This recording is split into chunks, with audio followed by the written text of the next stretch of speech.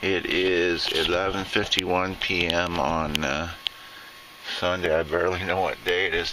I don't even know how this one got started. Most of them, they just kind of, I look for stuff that generates excitement, but also sometimes I look for stuff that's simple, you know, music, songs. This might go on a while. I don't know what I'm going to say. I'm mixing something, and I'm going to talk about just different technical and artistic ideas. And if you're not interested in mixing, there's plenty of cat videos on YouTube, and there's actually a couple of cat. I like the one with the kitten kind of having a bad dream sometimes, so whatever. So I'm like maybe 10-12 hours into this.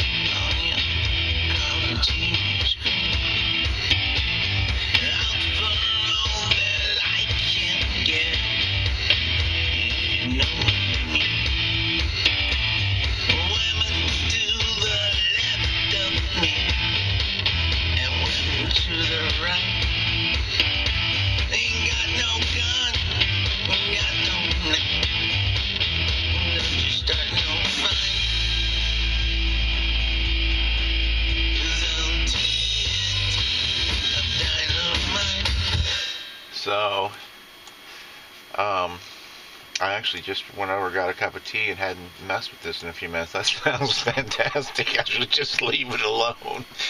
Which, I do a lot. I'm saving the session as 1.0.4 so that I can always come back to that. So that's number 4. And it's just a straight up mix. But I missed a couple of the ois, and I could reperform them actually. Or take and sample them. A lot of this stuff is just about decisions, because I don't want to spend the rest of my life on freaking, something, any of them. Overthinking them will kill you.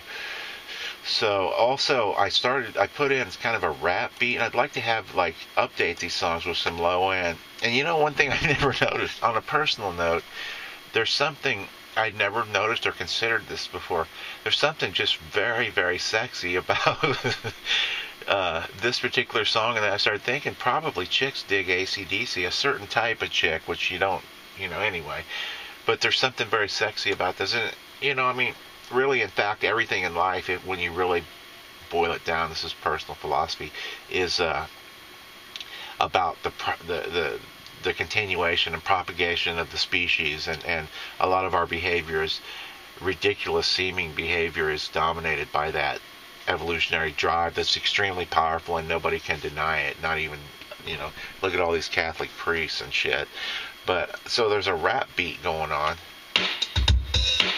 I kind of like it, and I want to have this going throughout. I probably got 8 or 10 more hours on this, maybe. So I wanted to update the song. I want it to be groovy when it comes in,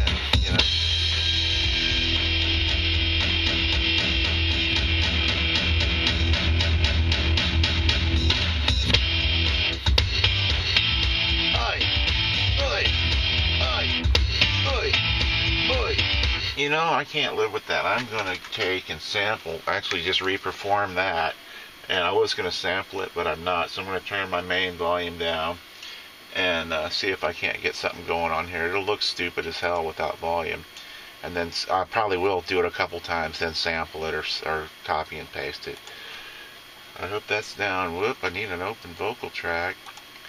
I hate to put it on the main one, so I'll duplicate the main track and then put this on an identical track that's a duplicate. And I don't even want to hear it. Most of the, what's kind of weird about this? Most of the stuff, because of a thing called latency, a lag between the mic and the computer, I just mute, so I'm actually singing a cappella a lot. I can uh, barely hear the music sometimes, or not at all. It doesn't really matter as long as I get a starting note. I know a lot of these songs so well. So here we go. 11:56 p.m. Sunday, January 20th, 2013. So I want to get that spirit there. Oi! Oi!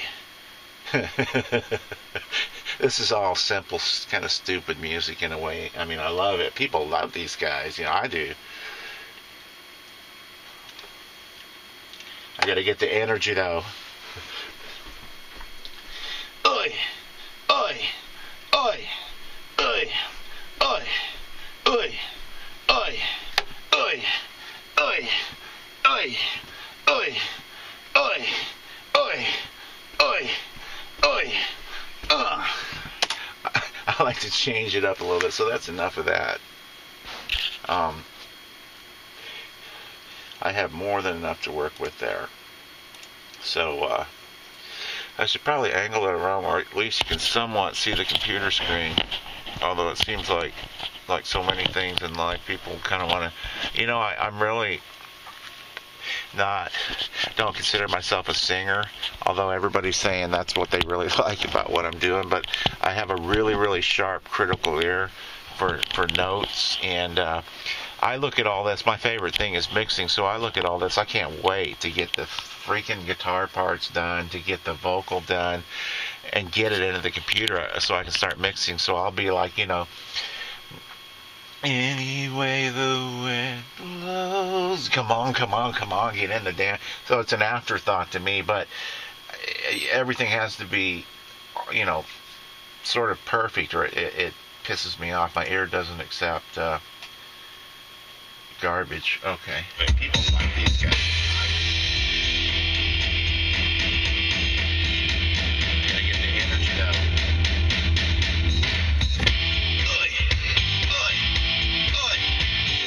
And that's a duplicate of the lead track, the lead vocal track, and there's a tremendous amount of psychology. I'm muting the chatter up top that I put in. In fact, I'm going to delete that. But if you go making different environments for everything, because this is now coming, it's one way to go as a production decision, because it's coming from the same reverb and compression and limiting environment as the lead vocal. It sounds more realistic, like there's guys chanting that. Me, probably I'm going to fuck it all up and make it, pump it up and make it. Yeah, I might leave it that way. I'll make a decision on that pretty quick, because a lot of these songs I put on my personal side I love, but I'm not trying to do anything other than recreate them, have fun, and get them out there, and hopefully people will like them. But I'd like this to kick ass. I'd like them all to kick ass. Some do.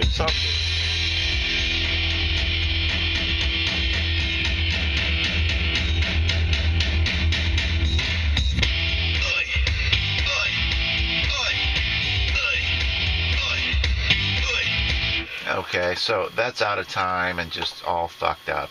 I'm going to take about 3 of those and tighten them up and bounce them into a sampler track. So here I'm going to just snip up top, get rid of the garbage, and then go over here. And this may get boring. Feel free, like I said, I don't expect anybody to watch anything I do, especially on my vlog. Some people are like, well, I don't have time to watch a 40-minute video. I'm like, no problem. Don't worry. Neither do I. I just make them, But it's cool that they do, and some do. A lot. It's like new people every day, So some stick with me, and other people come and go.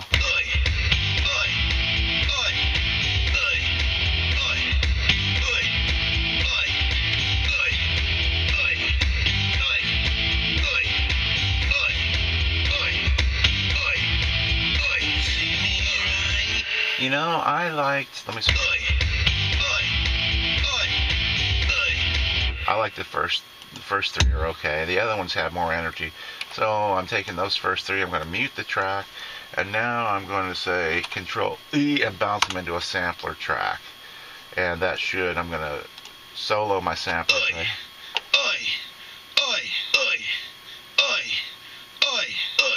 And that way I can hear with a key.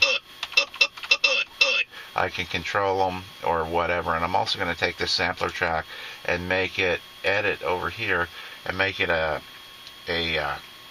not a single key sample, but sample zone sample.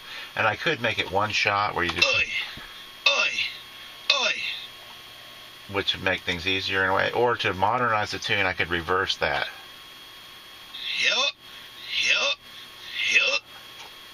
But I like oi. It's kind of the Australians' way of, you know, it's just kind of a cocky little saying I like. I like the Australians usually.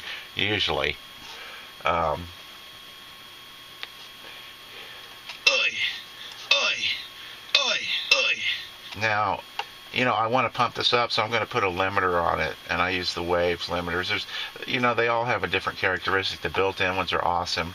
So I want to pump up and also bring the lows closer to the highs in volume.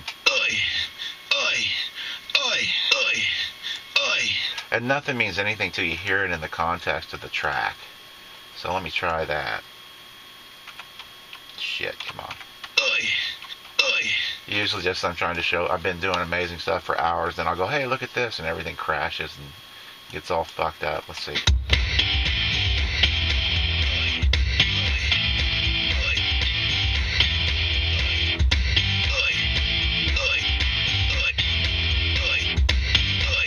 By letting samples cut off like that, it also indicates this is a modern piece. Every note has a psychological impact in these things, you know, when you've been doing this a while. Like this one, too much reverb makes it seem big and schmaltzy. Mixed just right, it can be really cool on the lead vocal. You know, none at all. This was a dry up front, kind of hard-hitting thing that, and also, you know, the mid-range on this, they were using a lot of tube, being aware of what gear they were using in those days, and I have emulators set up on every track that will emulate stuff. I wonder if that's coming through. What a budget vlog I do. So I need to put those throughout, and also I updated the song with some toms going on to add energy. What? Bullshit. What happened? That is not correct. I see that something happened when I was editing that threw everything off. Let me look at these closer. Okay.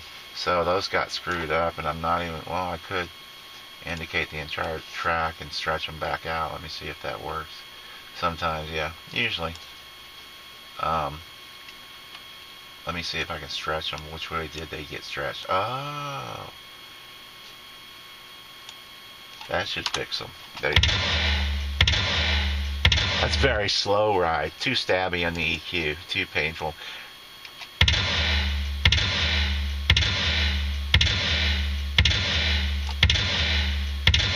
That's something to add more energy to it, and you know, bring it. Music is tension and release. If it just went all one direction, it's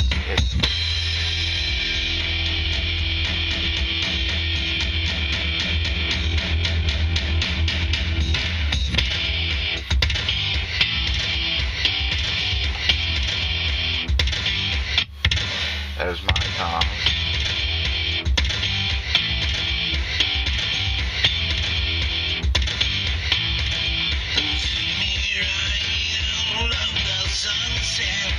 Okay, and I want those to be a little bigger, so I'm bringing up a reverb, and and they're kind of, that's actually what gave me the idea to cover this song. I got a drum flam library. I love flams. You get two, you know, it's, or two for the price of one, but when you start doing them quick, they do all kinds of interesting things. And it's two implying three. That's not quite yet. Maybe it's awesome, you know. Flams, when you're a drummer, they make the world.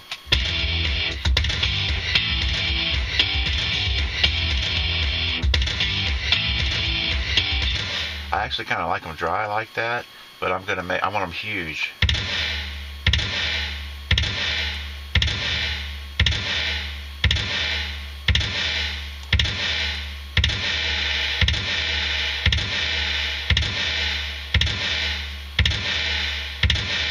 playing with the timing, the amount of time the reverb hangs in the air, and the EQ on it.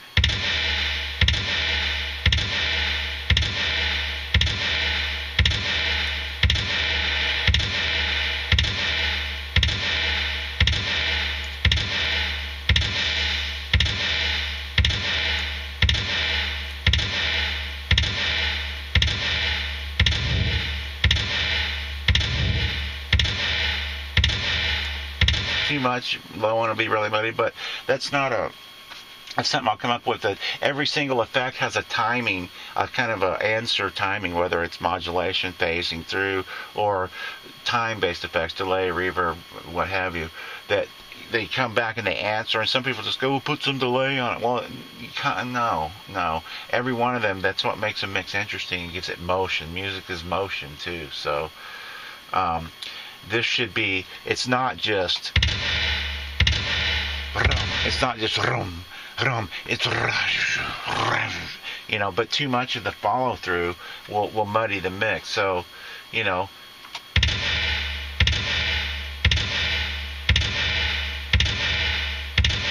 let's try that. Whoop.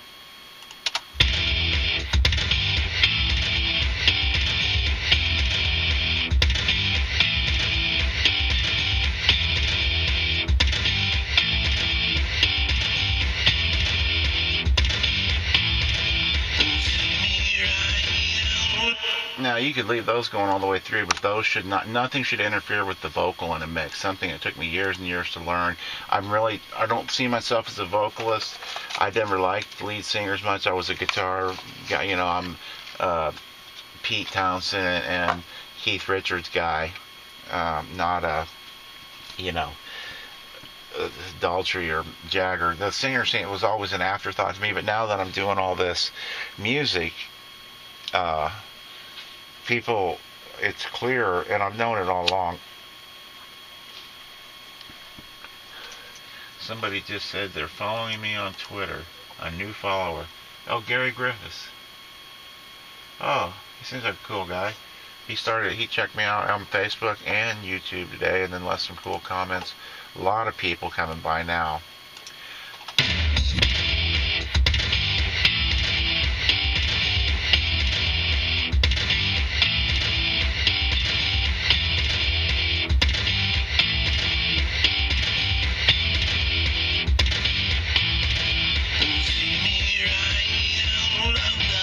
See, it shouldn't interfere with the lead vocal. Nothing should.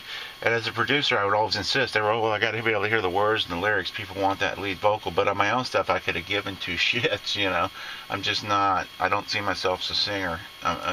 That's what people are responding to. It's, and I'm good at it, and I can be perfect at it. It's because I just look at this as like input guitar, input bass, program drums. Get that boring shit out of the way so I can do the fun stuff. Mixing is my favorite thing in the world. But nothing means anything till you bring it up in the mix. So I just put a little bit more answery kind of reverb. And you got to be careful on those toms. So you have to be careful because that'll eat up your whole mix. And I EQ'd it so the low end will kind of. And I'll probably edit this. I'm not really happy with the timing of those toms just yet, but it's getting there. And this is one of the mixes I do on my personal site. It's not for Billy's site where it has to be absolutely first class. This is just like, it could be, maybe not. And I get a lot of valuable and much valued, where am I at, opinions on, I don't even know, it says it's in the red on stuff. So, let's see if it'll. I don't like the boominess. Low end eats up your entire mix, so I'm going to but it gives it body and authority. I'm going to get some of the boominess off of this kit. I like it, but that.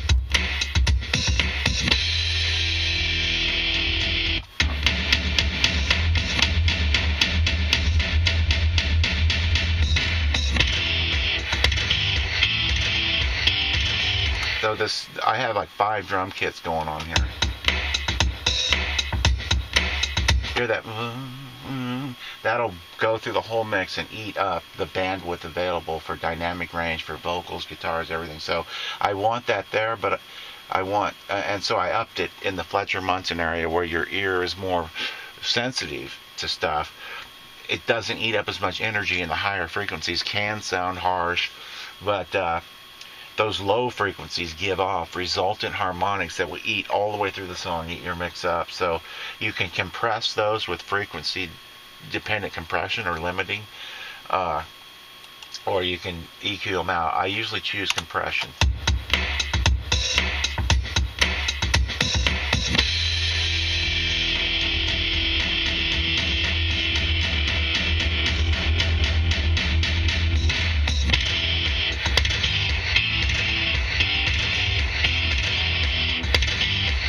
I forgot about my oi track.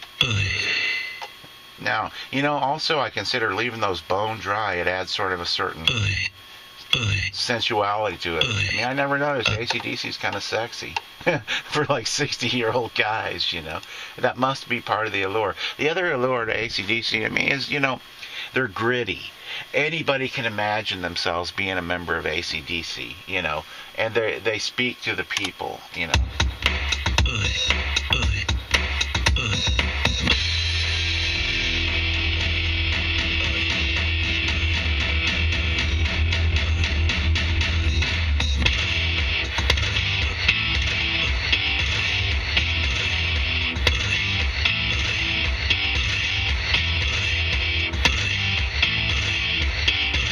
Also, that gives the song a more updated feel too.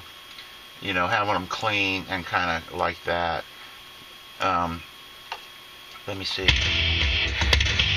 So where my flam toms start, there should be some ois. Come on, bitch. Right there. Right where the flams come in, I'm going to add my ois and then get out.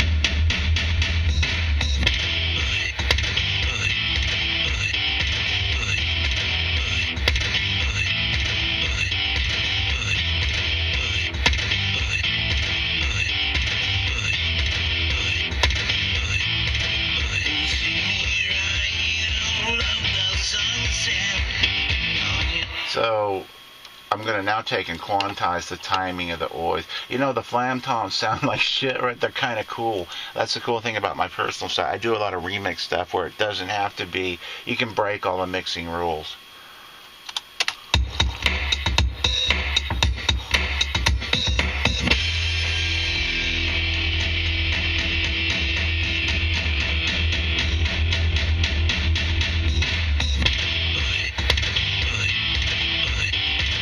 I also want a little bit more low end on the entire drum kit. That build with the toms coming in is essential. So 100 and below, I'm amping that up a little.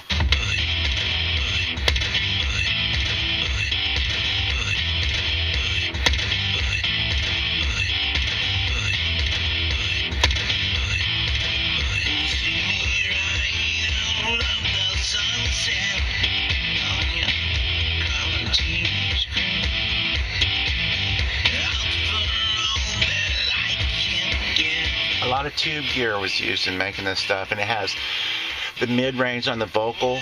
Almost sounds like it has chorus on it, but it doesn't, because tube gear accentuates even order harmonics, which are more pleasant to your ear. Really, an easier way of saying that in the digital world is, slightly dip out some harsh mid-range, and you get pretty much the same effect. People will argue that. I don't really care. I know. Believe me, I've been into the tube shit out the yin yang. It's like digitally you can pretty much duplicate anything. There's some little characteristics, but of the tube style, it's difficult, but it can be done. And the mid-range and the vocal is really kind of interesting in the original. Dirty, mean, mighty, unclean.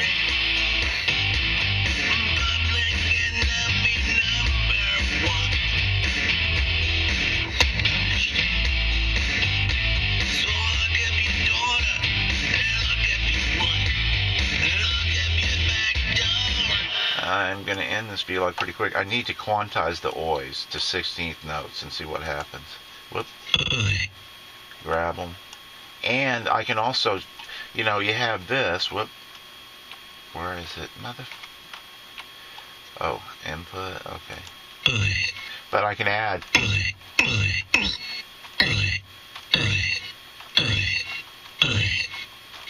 double it up, or do anything with it.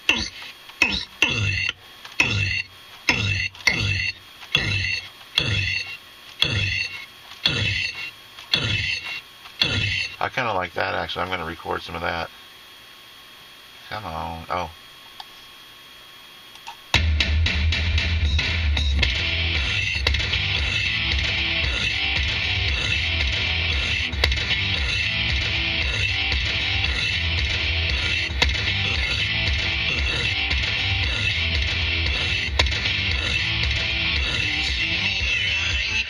Okay, a couple of mist triggers in there.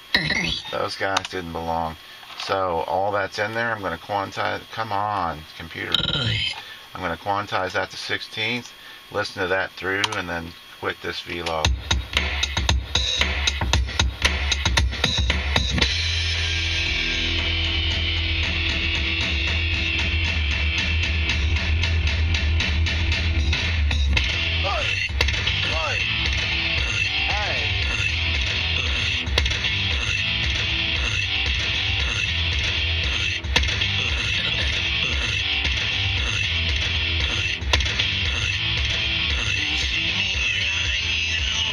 Quantized to 8, so 6.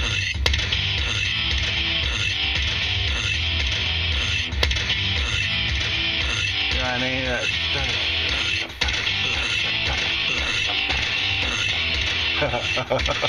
Fucking drum disaster. Also, that figure should be, you know, like, higher or more intensity. It's simple, but it's what gives the song energy. I'm going to do that once. I got to do it.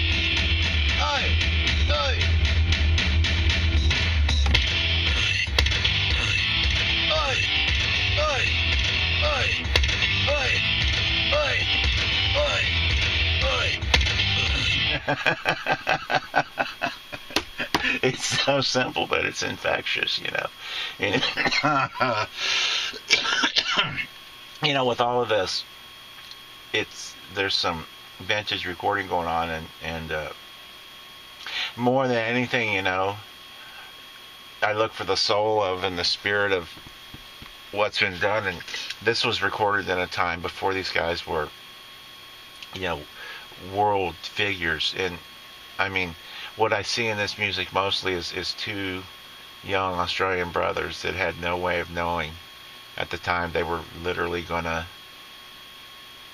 change music history, and in a way the history of people. You know, these are sort of simple little works, but they're important works in a lot of different ways. You know, they sparked a whole other kind of music, and another kind of person making music. You know, and everybody loves them because they're accessible.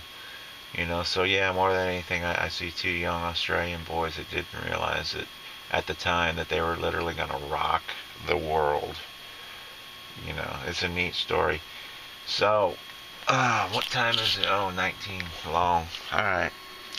People, this rockin' jam is clear.